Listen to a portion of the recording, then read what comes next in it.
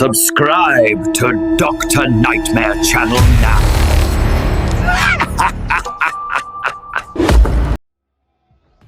Story 1. The Thing Beneath Black Hollow. They called it Black Hollow, an unassuming stretch of forest just past the old highway, marked only by a rusted iron gate hanging loosely from a decaying wooden fence, as if the land itself had long since given up trying to keep anything out, or worse, in. People didn't camp there anymore, not since the early 90s, after a series of quiet disappearances that were never solved and rarely spoken of outside dusty police archives. But for Daniel and his cousin Mark, two adrenaline junkie weekend wanderers with more curiosity than common sense, Black Hollow was perfect. Isolated, eerie, and off the map. Exactly the kind of place where you could feel like you were surviving something. It was Daniel's idea to go there, but it was Mark who pushed for it after reading an old Reddit thread that claimed the forest had been cursed by an ancient cult. Or maybe it was the burial site for a forgotten mass grave. They laughed about it, of course. They always did.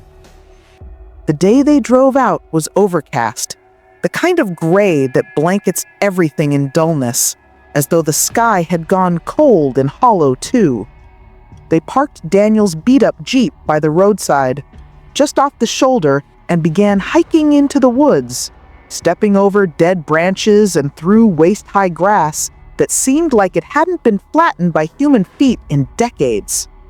The forest grew unnaturally quiet the deeper they went, the bird songs thinning out until all that was left was the crunch of their boots and the occasional distant creak of something unseen. They found a clearing after about 30 minutes of hiking, just large enough for 2 tents and a fire pit, surrounded by trees that seemed to press in just a little too close. Daniel couldn't shake the feeling that they were being watched, but Mark brushed it off, joking that it was just the spirits sizing up fresh meat. They set up camp fast as the sun dipped behind the horizon sooner than expected, casting long, distorted shadows that felt like they moved with intent. They started a fire, cooked their usual beer-soaked hot dogs and skillet hash, and cranked up a Bluetooth speaker with some old classic rock to fight the growing silence. But the silence fought back. It started when the music cut off mid-song, just a buzz of static for a second before the speaker went dead. Mark fiddled with it, tried different chords and batteries, but nothing worked. At first, they chalked it up to bad luck and turned to telling stories instead, sitting shoulder to shoulder beside the fire. Then came the humming. Low at first, like someone far away, singing just beneath their breath, carried by the wind through the trees. But the trees weren't moving. There was no wind. The air had grown still and cold and heavy. Daniel froze, his fingers tightening around the neck of his beer bottle. Mark narrowed his eyes, staring out past the firelight into the dense wall of trees. "You hear that, right?" Daniel whispered. Mark nodded slowly. "That's not wind." Then the first stone landed. Small, no bigger than a marble, bouncing once against Daniel's boot before rolling into the dirt.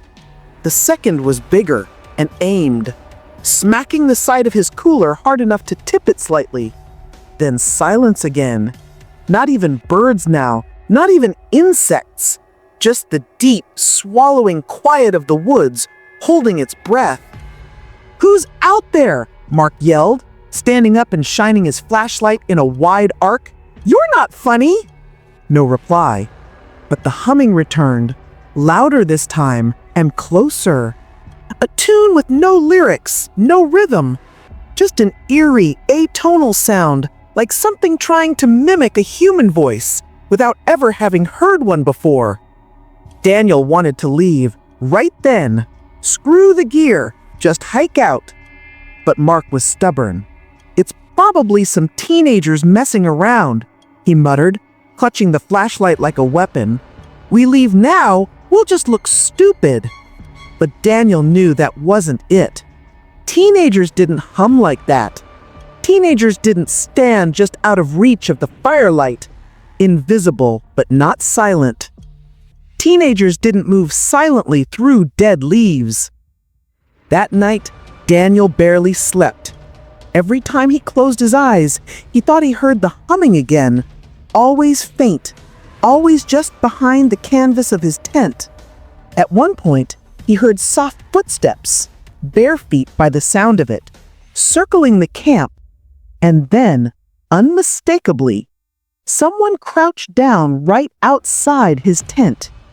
He opened his eyes to see a silhouette, tall, lean, with a long face that didn't quite match human proportions, peering through the mesh window of the tent. Its features were blurred by darkness, but what he could see made his skin crawl.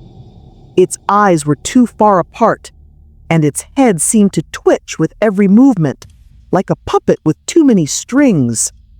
He stayed perfectly still, breathing through his nose, barely able to keep his body from trembling. After what felt like hours, the shadow rose, slowly, and walked away without a sound. At dawn, Mark looked shaken too. He didn't talk much, just packed up his stuff in silence. "I think something came into my tent," he said at one point, voice flat. "I don't want to talk about it." They hiked back in record time, but something was wrong with the Jeep. The tires were slashed, clean, symmetrical slices, like something had used claws or blades. No animals could have done that, and neither of them heard anything in the night. They walked 6 miles to the nearest service road before they found a ranger patrol. They didn't say much, just that their car had broken down and they needed help. The ranger looked skeptical, but helped them anyway. They never went back for the Jeep. They filed a police report, got a tow a week later, but refused to return in person. Daniel tried to forget it. He moved cities, got married, had a kid. But every so often, he dreams of that face at the tent window. Too long, too wrong. And sometimes, just before he wakes, he hears that same humming, growing louder and closer, even though the tent is gone and he's safe in his suburban home. Except last week, his daughter came into his room in the middle of the night and asked why he was humming outside her window. Story 2. The Lights at Deep Pine Cabin. When Ryan inherited his uncle's cabin deep in the northern pine woods of Maine, he almost laughed at the idea of using it for anything more than a weekend getaway or maybe a hunting trip with some buddies. But something about the timing made it feel like a strange blessing. He had just gone through a brutal breakup, lost his job at a small architecture firm, and couldn't afford rent in the city anymore. When the letter came in the mail with a key taped inside and a single-line note, "Take care of it. Don't stay past the 6th night," he didn't think twice. He packed everything he owned into the back of his truck and drove 8 hours straight through the hills and forest roads, deeper into the rural nothingness, until the cell signal vanished and even the radio became just static and silence. The cabin was old, built from thick timber and sagging at the edges, but sturdy. It stood in a clearing, surrounded by trees that looked older than time, jagged silhouettes with no wind in their branches and no birds in their nests. The air was cold even in summer, and the soil felt soft underfoot, like stepping on moss-covered bones. Inside, the cabin was sparse but comfortable. A wood-burning stove, a creaky twin bed, an old chest of drawers, and a dusty bookshelf lined with forgotten paperbacks. There was no TV, no electricity except what came from the tiny solar panel out back, just enough to charge a phone or power the dim bulb hanging from the ceiling. Ryan didn't mind. He liked the silence at first. He liked the solitude.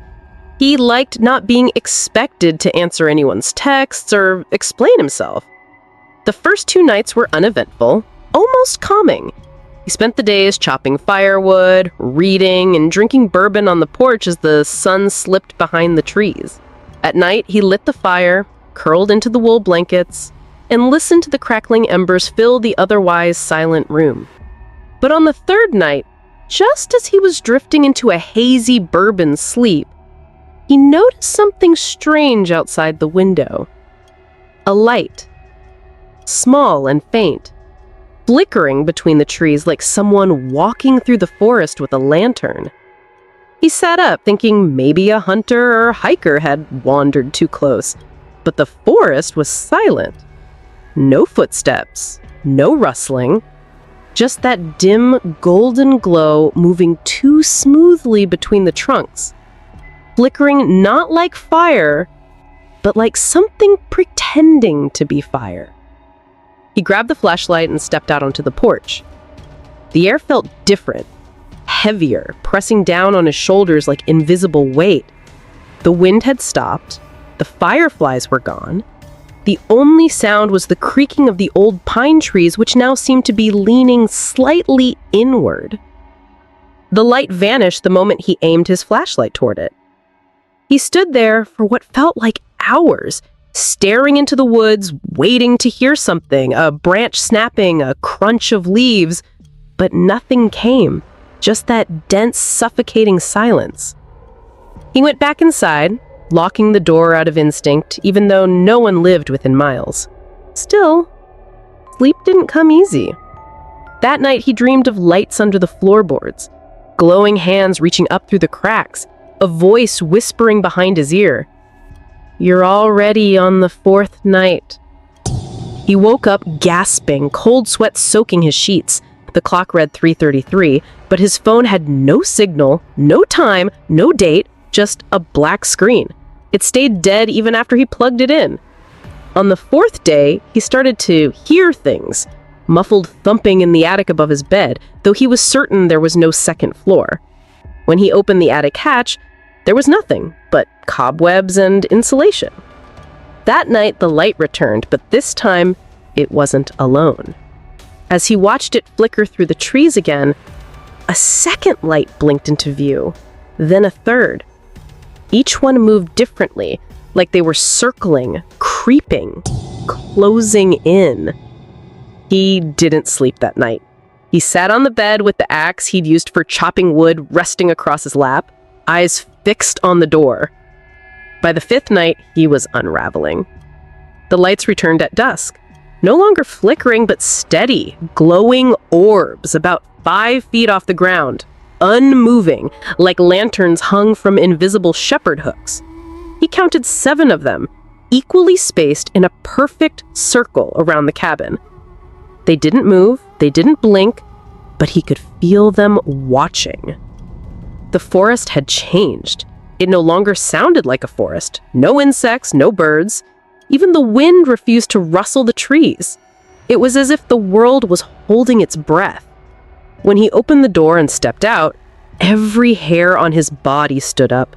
His breath fogged in the air like it was winter, and the soil felt warm beneath his boots, almost pulsing. He made it only 10 steps before he heard it, a low, rattling hum, like 100 voices humming the same broken melody. His flashlight sputtered and died. And in its place, the lights grew brighter, casting pale yellow beams that didn't touch the trees or the ground, only him. He ran back to the cabin, bolting the door behind him. The lights didn't follow, but they didn't leave either. That night, something scratched at the walls. It started as a slow drag of fingernails or claws against the outside boards. Then it moved to the window, tapping 3 times. Then again. Then again.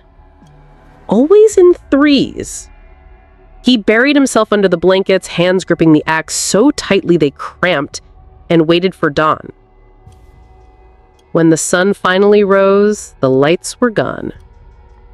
But the trees had moved. Closer. pressing in around the clearing like a closing hand. What was once an open ring of sky was now a canopy so tight it barely let light through. And in the dirt surrounding the cabin were marks. Wide, round impressions like something had been walking in perfect circles all night. He tried to leave then, threw everything into a backpack and headed for the path, but there was no path. Just trees. Trees that hadn't been there before. The forest had changed. There were no trails, no sky, no direction. Just black, twisted trunks and mossy earth and silence so deep it rang in his ears. He walked for hours, maybe more. But every direction felt the same. Every turn brought him back to the cabin. That night, the 6th night, the lights didn't come alone. He heard them before he saw them, a low droning sound like insects buzzing inside his skull, and then the footsteps, slow, wet, uneven.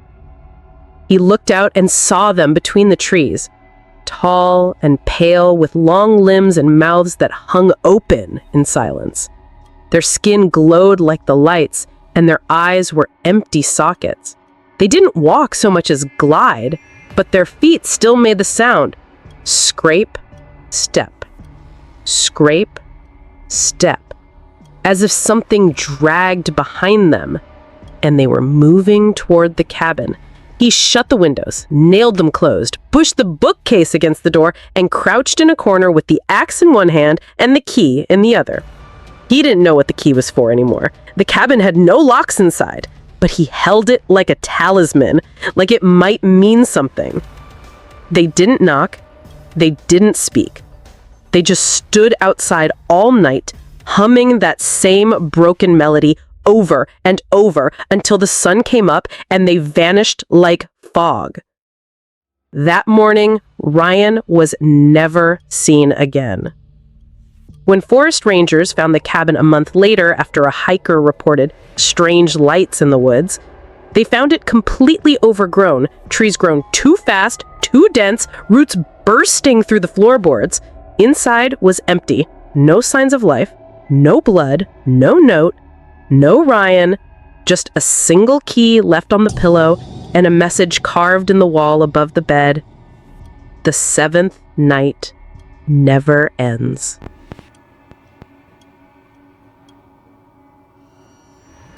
Story 3. Room 13 at the Graven Motel. If you ever find yourself driving westbound on Highway 9 through Montana, you'll pass through a stretch of forest so unremarkable, most people never notice it. It's the kind of road you zone out on. Miles of trees, cracked asphalt, and static on every radio station. But just before mile marker 151, there's an old turnoff that leads to a gravel path half buried in weeds. There's no sign, no billboard, just a rusted gate that's never locked and a crooked arrow-shaped post that reads in faded red letters, Graven Motel. No one really knows how long it's been there. According to the few reviews buried deep online, the place is a cheap stopover for truckers, loners, and people who don't want to be found. The stories vary, but there's one detail they all agree on. Never ask for room 13, because if you do and they give it to you, something follows you out. If you're lucky, it leaves when you leave. But if you aren't... Callum didn't believe in any of that. He was a mechanical engineer from Spokane with a rational mind and a dead stare. After a 16-hour drive and a blown tire, he was too exhausted to care where he crashed. He saw the gate in his headlights around 2 a.m., pulled off the road, and rolled up the path lined with dying pine trees that swayed even though there was no wind. The Graven Motel looked like it had been stitched together with parts from different centuries, brick in some spots, rotting wood in others, with neon signage half lit and buzzing erratically. There was a small front office with a flickering fluorescent light and a bell on the desk that looked rusted into place. A gaunt, older man emerged from the shadows behind the counter when Callum rang it. Eyes glassy, smile thin and mechanical. "Just one night?" the man asked in a voice like sandpaper dragged across stone. "Yeah," Callum muttered. "Whatever room is cheapest." The man paused, and for just a second, his eyes seemed to flick toward a key on the far wall, one that was black instead of brass, one labeled 13. "You sure about that?" the clerk asked, his voice dry. Callum chuckled. "What, is it haunted or something?" The man didn't laugh. He just handed Callum the key. The motel's hallway smelled like wet carpets and old cigarettes. Room 13 was at the far end, its door a dull gray color with peeling paint and a handle that stuck when you turned it. The room inside was ordinary. A queen bed, a sagging armchair, a mini fridge humming too loudly, and wallpaper stained yellow by years of cigarette smoke. But there was something off about it, something Callum couldn't place. The way the corners of the room didn't quite feel right, the way the air seemed a little too still. He turned on the TV. Static. Tried the lamp. It flickered, then buzzed. He laughed it off, tossed his bag on the bed, and went to the bathroom to splash cold water on his face. That's when he noticed something. There was no mirror, just an empty rectangle above the sink, as though a mirror had once hung there and been deliberately removed. Screws still stuck out from the wall like exposed bone. That unsettled him a bit. Not enough to leave, but enough to make him close the bathroom door behind him like he was locking something in. Around 3 a.m., Callum drifted into a restless sleep. He didn't dream, at least not at first, but something woke him. The TV was on, still static, loud now. And in front of it, sitting cross-legged on the carpet with its back to him, was a figure. At first, he thought it was just a trick of the light, but the figure didn't move. It was shaped like a person, barely. Skin gray and stretched, hair wet and long, shoulders unnaturally thin, like it had been melted into the shape of a human. Its head twitched, as if listening to the static like music. Callum didn't scream. He couldn't. His body locked. His mouth refused to move. His limbs refused to rise. He tried to speak, to shout, to move, anything, but his chest felt heavy and hollow, like his heart had stopped. Then, as if aware of his awakening, the figure slowly stood. Its knees cracked backwards, its head rolled on its neck, and it turned. Not all at once, but in segments, like its bones were rotating in the wrong directions. Its face wasn't there. Just a smooth, wet surface where a face should have been. But Callum felt its eyes on him, felt them inside his skull, like they were crawling behind his eyes. It took a step, then another.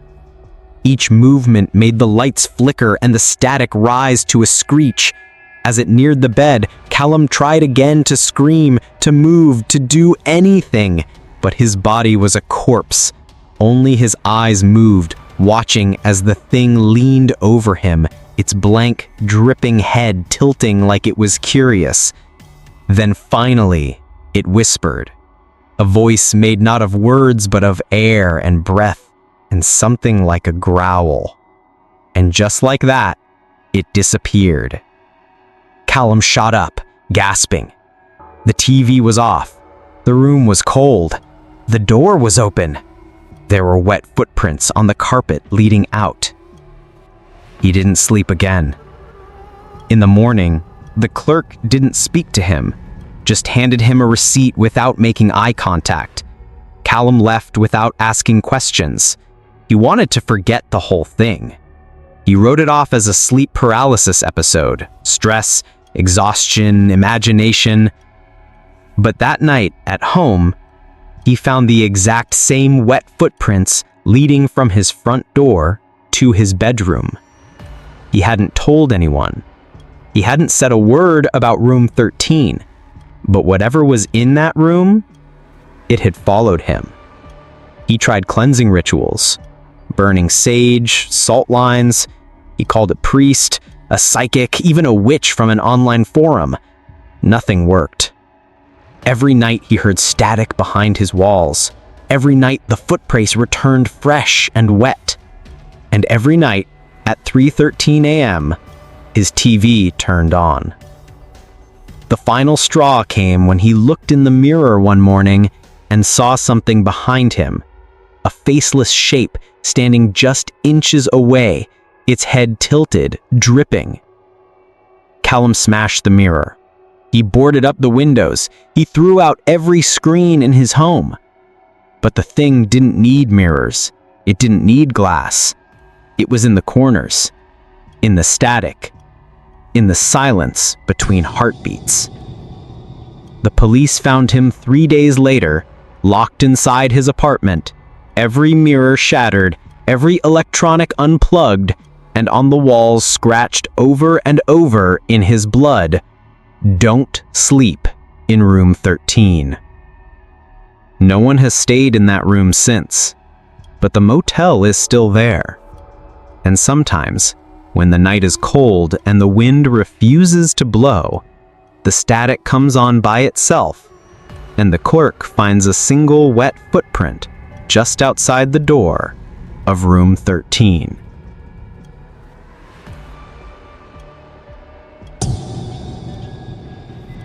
Story 4. The walls are breathing. When Margot moved into the little house on Elder Creek Road, she told herself this was going to be the start of something new. She was 31, freshly divorced, recently laid off, and desperately in need of quiet. The house wasn't glamorous. It was a small one-story rental just outside a dying Texas town, with flaking white paint, brittle wooden floors, and a backyard overrun with wild grass, but it was affordable, private, and came furnished, which was all she needed. The landlord, an older man with patchy white hair and a crooked tie, had met her on the porch with a clipboard and a warning smile. "Place has some quirks," he said, handing her the keys. "You'll hear sounds, old house stuff, creaks, groans. Don't let it get in your head." She didn't think much of it at the time. Old houses made noises. That was normal. But what he didn't tell her was that the sounds didn't come from age. They came from within. The first few days were quiet.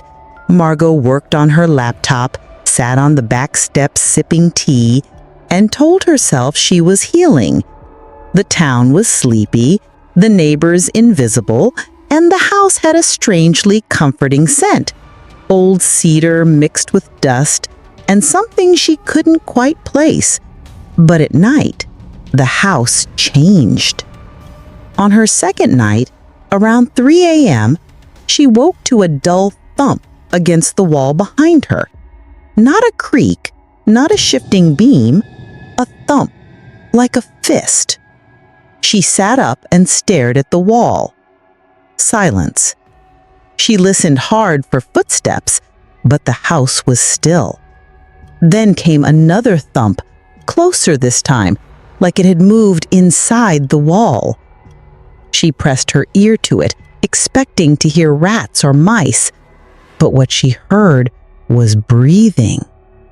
Slow, ragged, wet breathing, like something enormous was exhaling inches from her ear. She stumbled back, heart racing, grabbed her phone, and turned on the flashlight. There was nothing there. The wall was just drywall and paint, smooth to the touch. She didn't sleep again that night. The next day, she convinced herself it was a dream, maybe a product of stress, or the leftover tension from the divorce. She cleaned, reorganized, cooked herself something elaborate for dinner. By evening, the fear had dulled into background unease. But that night, the sounds returned. Not just the thumping, but scraping now, like something dragging its fingers along the inside of the walls. And then, at exactly 3:03 a.m., a whisper. From the wall, a voice, dry, faint, speaking words she couldn't understand at first, like a foreign language. Then suddenly, the whisper changed. You should not be here. Margot froze. Her phone light flickered. Her breath caught in her throat. She whispered back, "What do you want?" But there was no answer. Just silence. Then another breath. This time, behind her. She spun, heart hammering, but she was alone. The rest of the night was a blur. She stayed in the living room with the TV on, wide-eyed and shivering. She told herself she was imagining it, that the mind plays tricks in silence, that she was projecting. But she couldn't ignore the bruises. On the fourth morning, she noticed dark smudges on her thighs and arms, finger marks, like someone had grabbed her in her sleep. She checked the bed, the sheets, the windows. Everything was locked. There was no one else. She emailed the landlord. He replied with a single line, "Don't stay past the fifth night." No explanation, no context, just that. She tried to call him. No answer. She tried to leave, but her car wouldn't start. She walked to the neighbor's house, but it was empty. Windows boarded from the inside, dust thick on the doorknob. She walked down the road to the next house, but the street stretched forever, repeating itself, as if the world had looped. Every time she thought she'd reached the highway, she found herself back in front of the little white house. That night, the walls didn't just whisper, they moaned. The sound came from every direction, deep, guttural moans, like the house itself was alive and in pain. The floorboards pulsed under her feet. The windows throbbed like veins. Her reflection in the hallway mirror smiled at her, even when she did not. She screamed. She begged for it to stop. The house shuddered, and something moved under the floor. A shadow that rippled across the boards like a snake swimming in ink. Then the voice returned. You were not invited. She ran to the front door, pounded on it, screamed into the night. No one came. She tried the back door. It was sealed. The windows wouldn't break. The walls began to contract, subtly pulling inward, breathing slow and heavy, as if inhaling the terror in her bones. That night, she slept in the tub with a knife in her hand and the lights on. The fifth night was the last. She knew it when she woke up to every wall in the house bleeding, not with blood, but with something darker. Thick black ooze that seeped from the cracks and dripped slowly to the floor. The air was heavy, saturated with rot and whispering. The TV turned itself on, playing static images of her face screaming silently over and over, and her laptop displayed a blank document with the words, "We told you not to stay." Then came the banging, not from inside the walls this time, but from every door at once.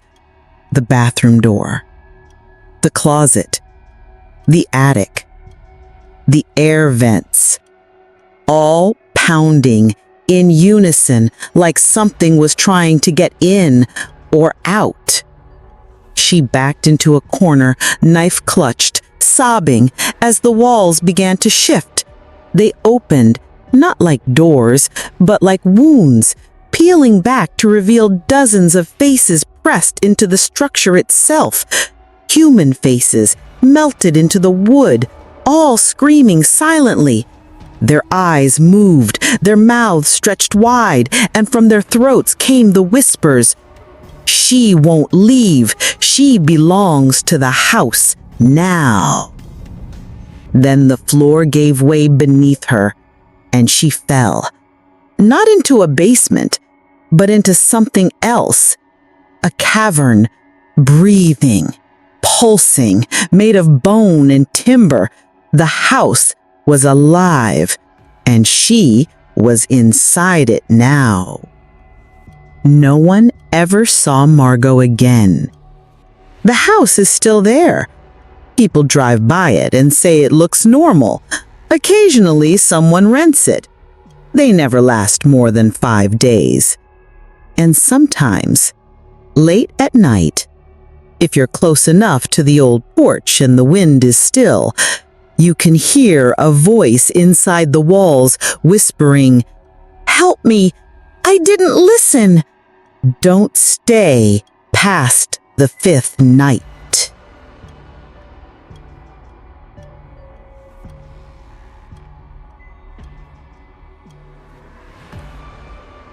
Story 5. I bought a livestream ticket from the deep web. I don't usually post stuff like this online. I've worked in cybersecurity for years, mostly white hat penetration testing and vulnerability analysis. The kind of person who laughs at scary stories on Reddit and scoffs at ghost hunters. I've seen fake dark web hitman sites, red rooms that are just scams, and YouTube channels pretending to show rituals for clout. But something happened last winter that I can't explain. Something real. And I'm still not sure I survived it. It started on a forum I've used for years, invite-only, encrypted end-to-end, filled with ex-military, coders, and digital gray zone types. One thread caught my eye. Private livestream, not for the weak. Tickets, 1 BTC. Link expires in 24 hours. At first, I rolled my eyes. Classic scam. But the user who posted it, Null Proxy, was someone I knew. Not personally, but by reputation. An elite, someone who'd cracked black vaults and exposed hidden intelligence servers. He didn't post often, but when he did, it was never for show. Curiosity got the better of me. I pinged him in DMs. "Is this for real?" His reply came immediately. "If you watch, do not look away. Do not disconnect, no matter what happens." I sent the BTC. He replied with a single line. livestream.nullproxy.tor. Access code 033EN. HEELL. I booted into my air-gapped machine in my basement office, lit only by a single desk lamp and the green glow of my terminal. I entered the URL through a modified Tor route with all my precautions in place. Proxy chains, isolated OS, no mic or camera. I expected to see some dumb shock site. Instead, the stream loaded instantly. A single camera, a dimly lit concrete room, fluorescent light above, flickering intermittently. In the center of the frame sat a man in a metal chair, hooded, wrists and ankles bound. He was breathing hard, chest heaving. Behind him was a red door. No markings, no sound. At first, nothing happened. 5 minutes passed, then 10. I kept watching, waiting for a jump scare or loud noise, but there was only silence. like the camera was daring me to get bored and leave. Then something changed. The man started crying, subtly, shoulders shaking, no sound. And then the door opened, slowly. There was no one behind it, just darkness. The man started thrashing violently, screaming into his gag, trying to move the chair, but it was bolted down. The lights flickered, my screen glitched, not my connection, the actual screen distorted for a second like a VHS rewind. Then the man froze, still breathing, still conscious, but frozen like his muscles had locked up, and something stepped through the door. I can't describe it clearly, not because I don't remember, but because my brain doesn't seem to know how to process it. Every frame of the video after that point has been burned into my memory, but the thing, whatever it was always just out of focus. Too tall, too pale, too smooth. It didn't walk. It drifted, and every light in the room dimmed when it entered, like it sucked energy just by existing. It hovered behind the man for a long time, then placed a single hand, long-fingered and wrong, on his shoulder. And then the man began to rot. Not over time, not through decay, but instantly. His skin blackened, his lips cracked, his eyes bled. The room began to hum with a frequency I couldn't hear but could feel. My fillings vibrated, my blood felt heavy. I tried to close the stream, my mouse wouldn't respond. I tried shutting down, nothing worked. Then the thing turned and faced the camera, and everything went black. I woke up 2 hours later, slumped over my desk. My computer was powered down. My other systems, everything, even off the grid, were fried, cooked like they'd been in a microwave. Burn marks traced the edge of my monitor. Static buzzed in my ears, and for a few seconds I couldn't feel my hands. I chalked it up to a stroke, stress, seizure.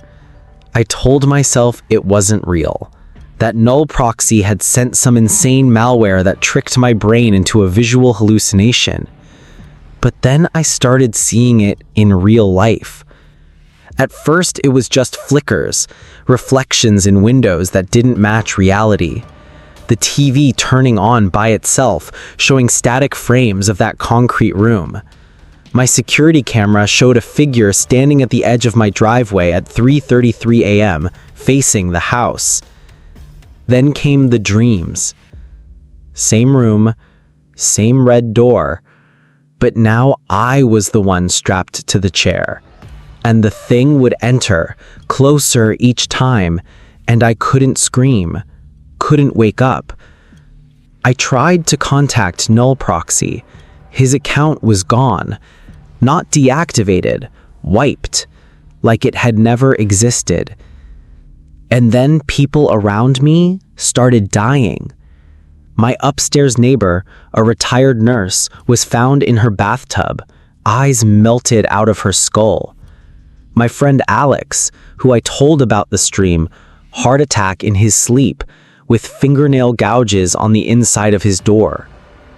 Even my dog, Ash, barked wildly one night, and then just dropped dead. No wounds, no reason. That night, I found a sticky note on my mirror. You shouldn't have looked away. But I didn't. I swear I didn't. I watched the whole thing. But maybe that wasn't the rule. Maybe the rule was, don't watch it at all. It's been 3 months. Every screen I own flickers at 3:33 a.m., even the ones turned off. My hallway always smells like something burnt. I've moved 5 times, changed names twice, destroyed every electronic device I can afford to replace, but it finds me.